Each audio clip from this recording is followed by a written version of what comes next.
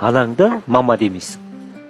Тәте деймін. Мама деп айтуға ыңғайсызданасың ба, жоқ әлде бір нәрсе жібермей ме? Мен өзім туған анама әркез тәте деген сайын, оның астарында ана деген сөз жатыр ғой. Ол міндетті түрде сөзбе сөз айтудың керегі жоқ шығар. Көзімнің тірісінде мама деп айтқан естігім келеді деді. Айтармыз ештеңе жоқ. Қоңырау шалсақ. Шалайық. Қалайсыз? Жақсы. Өздерің қалай айтасыздар? Жұмыста? Еңбегің тиімдісің дейді. Өйтіп қуанышты. Рахмет, мама.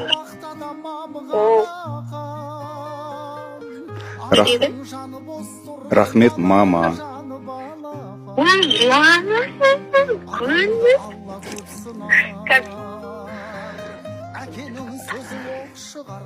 Жарайды онда.